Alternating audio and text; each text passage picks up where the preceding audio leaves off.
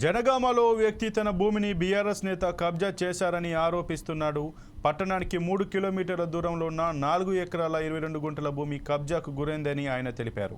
Survey number 168, 169లో ఈ భూమి ఉన్నట్లు చెప్పారు. భూమి కోల్పోయిన బాధితులతో మా bureau chief Sudhakar face to face. Welcome to force TV. మనం ప్రస్తుతం జనగామ జిల్లా కేంద్రానికి యశ్వంతపూర్ గ్రామం దగ్గరలో ఉన్నాము. ప్రస్తుతానికి ఇక్కడ చూసుకుంటే తాతల ముత్తాతల నుంచి మైనార్టీకి సంబంధించిన 4 ఎకరాల 22 గుంటల భూమి ఇక్కడ ఉంది. ఇది సర్వే నెంబర్ 188, 189. ఈ సర్వే నెంబర్లో ఉన్న భూమిని గతంలో వాళ్ళ తాత ముత్తాతలు ప్రభుత్వానికి ఇవ్వడం జరిగింది.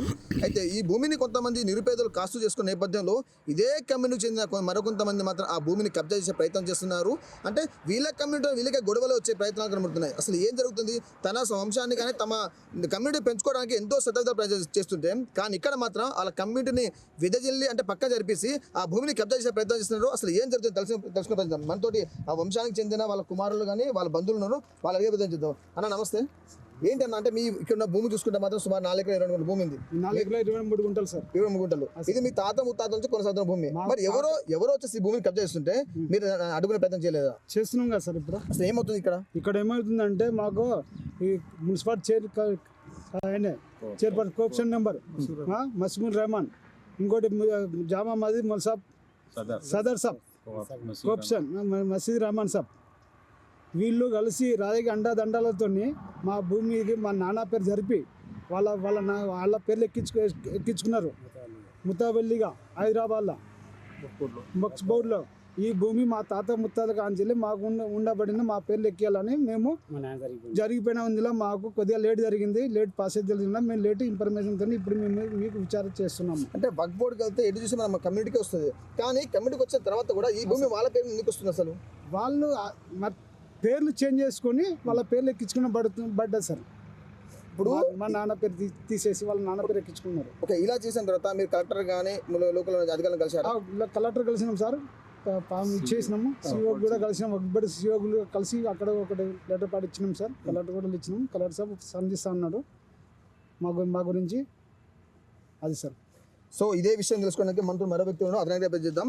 1 కాదు 2 కాదు, అంటే జాతీయ రహదారికి మధ్యలో రావడం ద్వారా ఈ భూమికి రేటు పెరగడంతో మాత్రం అత్యాశ చూసుకుంటే మాత్రం ఈ భూమిని కబ్జా చేసే ప్రయత్నం చేస్తున్నారంటే మనం చెప్తాం. మనతో మరో వ్యక్తి ఉన్నారు, అడిగే అన్న నమస్తే సార్. చెప్పండి అంటే మీ వక్ఫ్ బోర్డు చెందిన భూమిని, మీ తాతల ముత్తాతల భూమిని మరొకరు కబ్జా చేసి ఈ రోజు వాళ్ళ పేరు పెట్టుకోవడం జరిగింది. దీన్ని ఏ విధంగా ఖండిస్తున్నారు?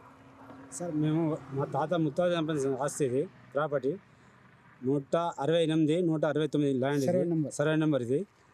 సర్వే నెంబరు ఇది మా తాత ముత్తాజీ మా నాయన మా తాత వక్బోర్డుకు ఇచ్చిండు వక్బోర్డుకు ఇచ్చినాక దాన్ని మాకు తెలియదు. మన నాయన ఫాదర్ చనిపోయిండు, 5 years దాకా అవుతుంది. మాకు నా డాడీ కూడా మాకేం దీనికి ఇన్ఫర్మేషన్ మాకు ఇవ్వలేదు.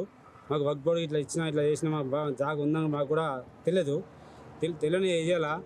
మాకు ఈ చిన్న ఇన్ఫర్మేషన్ మాకు వచ్చింది. ఆయన వక్బోర్డు మాకు స్థలం ఉంది, ఇక్కడ మాకు ల్యాండ్లో ఉంది, ఇక్కడ ఊరు పక్కకు ఇట్లా ఉంది. ఈ రోడ్ నేషనల్ హైవే రోడ్ మధ్యలోకి వెళ్ళిపోయింది. పోయిన విడల మాకు ఒక వ్యక్తి మాకు కొంచెం సమాచారం అందింది.